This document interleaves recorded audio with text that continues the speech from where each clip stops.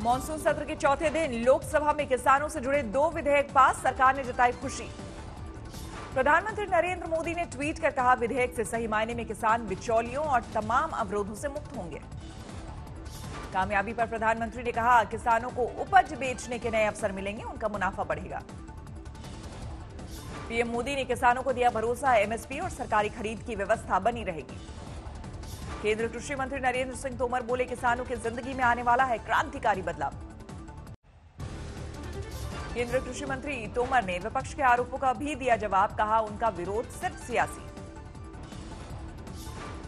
कुछ लोगों ने राजनीतिक दृष्टि से इसका विरोध किया है, क्योंकि इन विधेयकों में किसान के विरुद्ध एक शब्द भी नहीं है।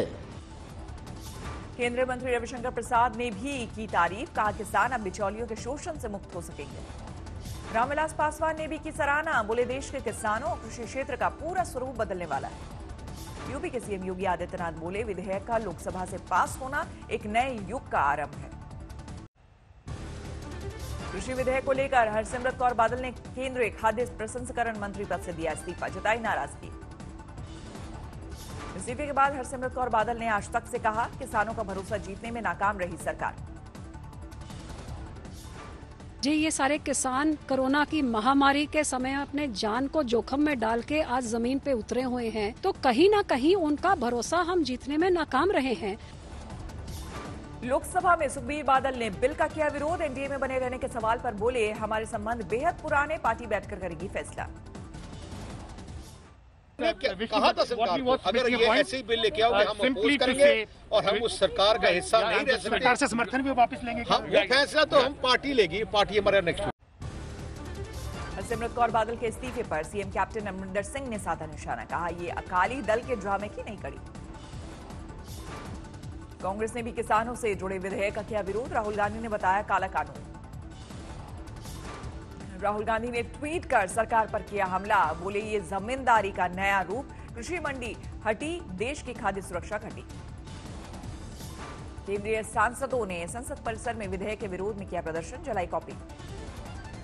किसानों से जुड़ा बिल पास होने पर एक्टर दिलजीत दोसांझ का ट्वीट, लिखा जय जवान जय किसान।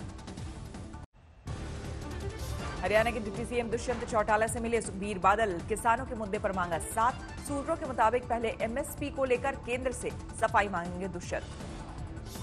किसानों के मुद्दों को लेकर कांग्रेस ने दुष्यंत चौटाला पर भी उठाया सवाल, पूछा आपको पद प्यारा है, किसान क्यों नहीं। प्रधानमंत्री नरेंद्र मोदी आज बिहार को देंगे चुनावी सौगात, 12 रेल परियोजनाओं का करेंगे उद्घाटन। दोपहर 12 बजे वीडियो कॉन्फ्रेंसिंग के जरिए समस्तीपुर के कोसी रेल महासेतु का पीएम करेंगे उद्घाटन। 2003 में अटल बिहारी वाजपेयी ने रखी थी आधारशिला। यूपी के सीएम योगी का बयान, राज्य सरकार ग्रामीण अर्थव्यवस्था को मजबूत करने के लिए प्रतिबद्ध। कर्नाटक में मंत्रिमंडल विस्तार पर मंथन, आज प्रधानमंत्री नरेंद्र मोदी से मिलेंगे मुख्यमंत्री येदियुरप्पा। पीएम से मुलाकात के बाद जेपी नड्डा से भी चर्चा करेंगे येदियुरप्पा। मंत्री पद के लिए 4 नामों पर सलाह मशवरा। ऑल इंडिया किसान संघर्ष कोऑर्डिनेशन समिति ने खोला मोर्चा, 25 सितंबर को देश भर में बंद का ऐलान। लखनऊ पुलिस ने आप सांसद संजय सिंह को भेजा नोटिस, 20 सितंबर को हाजिर होने को कहा। यूपी में जातिगत सर्वे के आरोपों को लेकर संजय सिंह को नोटिस, राजद्रोह का भी केस। मुंबई में रिया एंड ड्रग कंपनी से जुड़े मामले में एनसीबी की बड़ी कार्रवाई, बॉलीवुड एक्टर्स को नशे की सप्लाई करने वाला ड्रग पेडलर हिरासत में। आरोपी ड्रग तस्कर से करीब 2 करोड़ का गांजा जब्त, 4.5 लाख नकद भी बरामद, देर तक चला सर्च ऑपरेशन। मुंबई पुलिस ने 9 किलो गांजे के साथ 2 महिलाओं को पकड़ा, एनडीपीएस एक्ट के तहत केस दर्ज।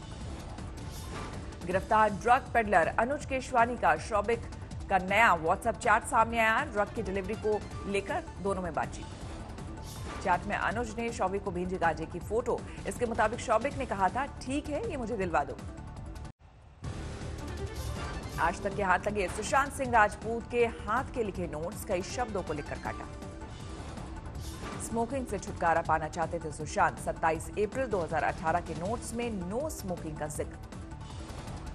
सुशांत के बैंक खाते से एक और खुलासा, पावना फार्म हाउस पर हुई थी फिल्म छिछोरे की सक्सेस पार्टी, सूत्रों के मुताबिक ड्रग्स का हुआ था इस्तेमाल।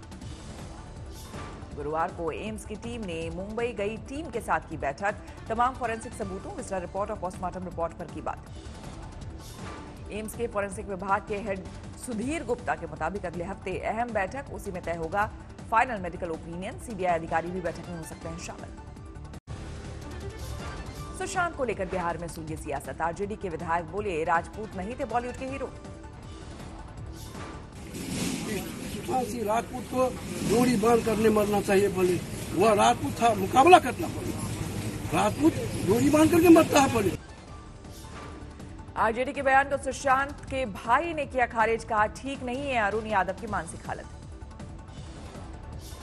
अरुण यादव जी का जो है ना मानसिक स्थिति मुझे सही नहीं लग रहा है इस तरह, इसलिए वो इस तरह के अनाप शनाप बयान दे रहे हैं और हमको लगता है कि उनका इस बार टिकट भी कटने वाला है। आसनसोल में सुशांत को एक कलाकार ने दी श्रद्धांजलि। घर में मोम से बनाया सुशांत का पुतला। कई दिनों से जारी विवाद के बीच कंगना रनौत का नया ट्वीट, कहा मैं लड़ाकू नहीं, कोई मुझे लड़ाकू साबित कर दे तो छोड़ दूंगी ट्विटर। कंगना ने ट्वीट में लिखा, मैंने कभी लड़ाई शुरू नहीं की, लेकिन हर लड़ाई को खत्म किया।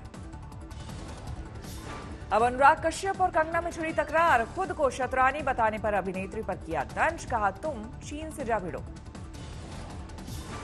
अनुराग कश्यप के तंज पर कंगना ने उन्हें बताया मंद बुद्धि। लिखा, जब हमारी दोस्ती थी तब आप होशियार थे।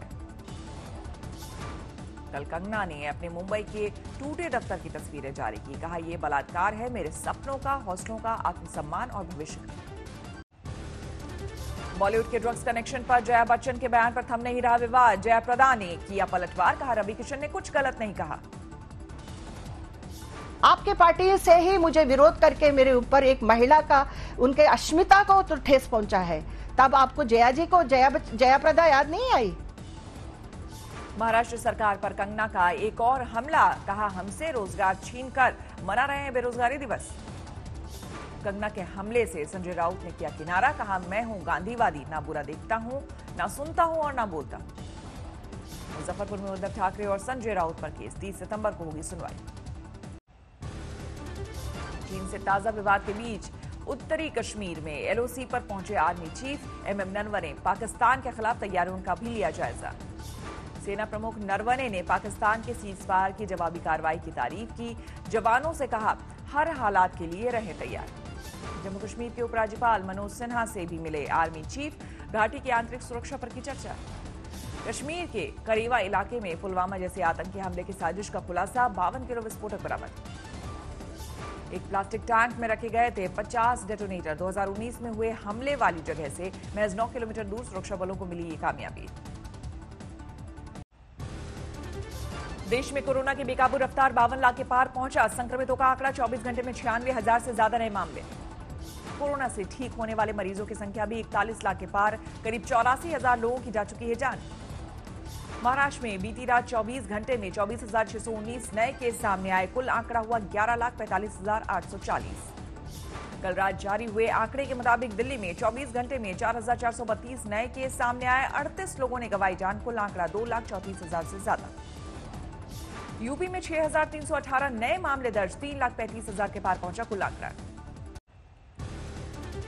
कर्नाटक में भी बेकाबू कोरोना की रफ्तार। 24 घंटे में 9,366 नए केस सामने आए। 4,94,000 के पार हुआ कुल आंकड़ा।